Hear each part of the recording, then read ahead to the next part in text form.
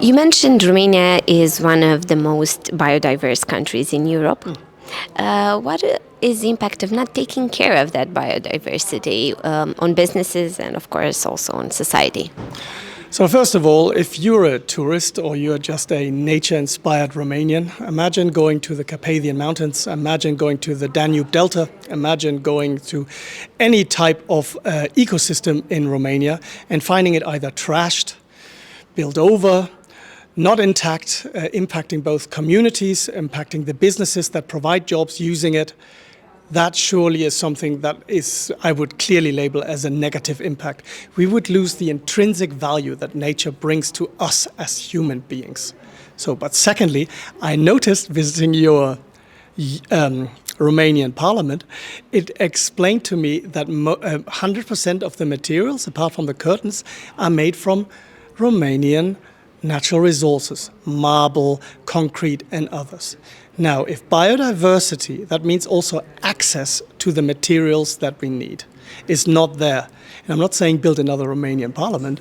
I'm just saying the resources that we need for our growing population, the resources that we need to create new communities that will create jobs, will simply not be there. That means we are going abroad, either within Europe or outside European. That means we will have economic impacts, social impacts in terms of job creation, and I think also a source of national pride would be taken from us by not looking after the biodiversity in this country, whether it is the natural inputs into our business model or our wider nature. You want to go to Sinaia in order to enjoy yourself, but imagine all the forest was cut down, which will impact the slopes, so you cannot ski and enjoy yourself with your family. These are all things where I think we should be much more aware of what kind of value, benefit, and joy nature provides, not just for the companies, the jobs, the economic prosperity, but for our sanity against depression and just going out there and enjoying ourselves. That's why Romania, I think, should continue to preserve its fauna and flora as a biodiversity hotspot, and people probably really enjoying them instead of maybe always traveling to Florida, France, Southeast Asia, Australia, or wherever your hotspots are. Enjoy it here, but that means also you need to preserve it here. You talked about net positive biodiversity.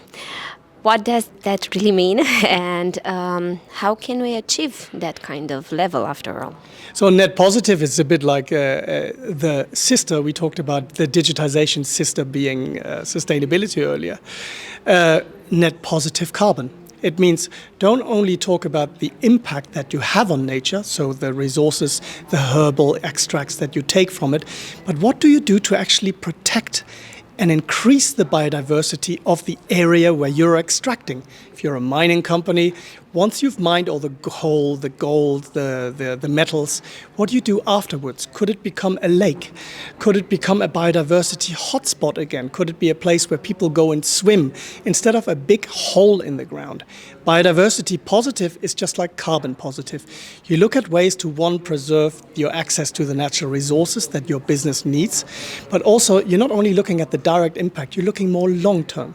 You're looking at how you can improve this beyond its useful life for other users of nature, whether that might be local communities, the local flora and fauna, instead of just leaving it there.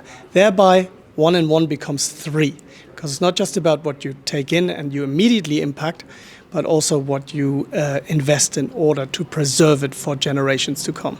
That's what we call positive impact. It requires money, it requires will, it requires legislation for sure, but we see a number of companies embracing this biodiversity positive impact and thinking beyond just what they need for their own products and services.